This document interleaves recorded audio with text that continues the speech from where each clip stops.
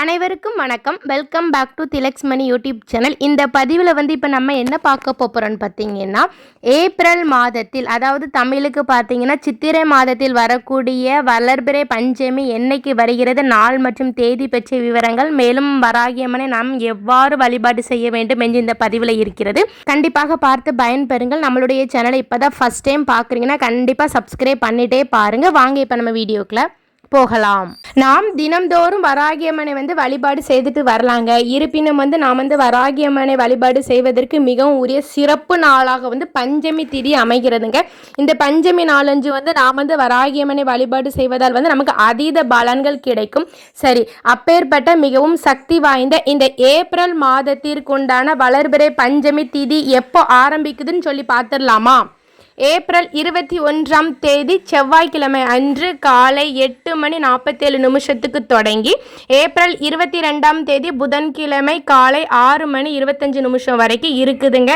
அதனால் நமக்கு என்னைக்கு வளர்பிறை பஞ்சமி சொல்லி பார்த்தீங்கன்னா ஏப்ரல் 21 செவ்வாய்க்கிழமை, தமிழுக்கு பார்த்தீங்கன்னா சித்திரை 8ஆம் நாள் நமக்கு வளர்பிறை பஞ்சமி வருகிறதுங்க. இந்நாளில் நாம் எளிய முறையில் விரதம் இருந்து எவ்வாறு வராகியம்மனை வழிபாடு செய்யலாம் என்று பார்த்துடலாமா?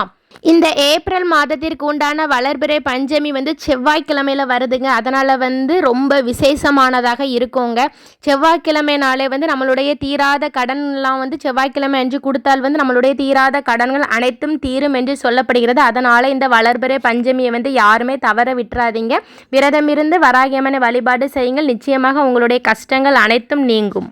ஏப்ரல் 14 செவ்வாய்க்கிழமை அன்று காலையிலேயே எழும்பி வாசல் பெருக்கி தொளிச்சு கோலம் போட்டு பின்பு பூஜை அறையை சுத்தம் செய்துவிட்டு விளக்கேற்றி விட்டு நீங்கள் வராகியம்மனுக்காக வளர்பிறை பஞ்சமி நாளன்று விரதம் இருப்பதற்கு ஆரம்பிக்கலாம். பஞ்சமி பூஜை நேரம் எப்போன்னு சொல்லி பார்த்தீங்கன்னா மாலை 6 மணிலிருந்து 8:30 மணிக்குள்ளங்க. நான் சொல்கிறபடி நீங்கள் பூஜை செய்து வழிபாடு செய்யுங்கள். வாங்க எப்படி செய்யலாம் என்று பார்க்கலாம். உங்கள் வீட்டின் பூஜை அறையில் வராகியம்மனுடைய படம் இல்லைன்னா சிலை முன்பு நான் சொல்கிறபடி நீங்கள் விளக்கேற்றி வழிபாடு செய்யுங்கள். அதற்கு முன்பாக உங்கள் வீட்டில் வராகியம்மனுடைய சிலை இருந்தால் ஏதாவது ஒரு 3 அபிஷேகம் செய்யுங்கள்.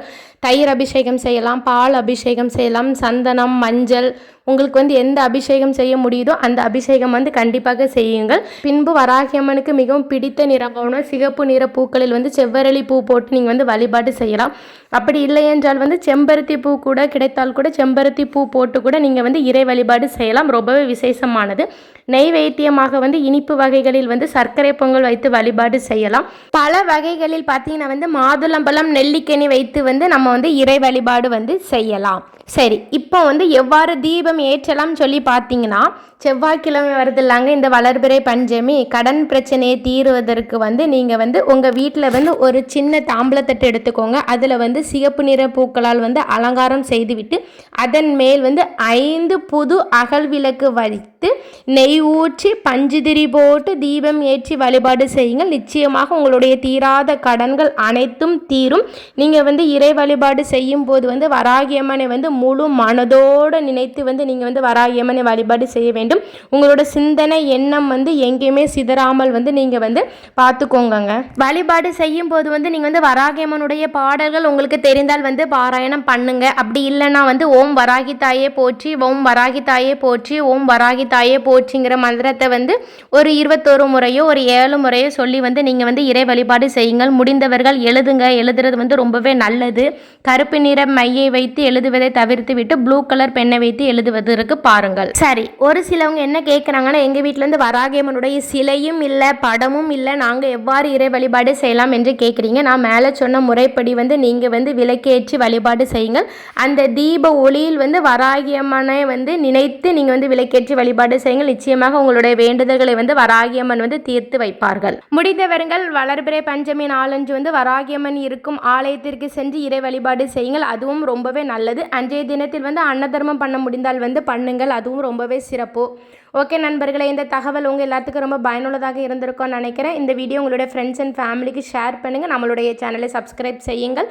உங்களுக்கும் உங்கள் குடும்பத்தில் உள்ள அனைவருக்கும் வராகியம்மனுடைய அருள் பரிபூரணமாக கிடைக்கட்டும். அடுத்து இதே மாதிரி ஒரு நல்ல பதிவில் சந்திக்கலாம். நன்றி, வணக்கம்.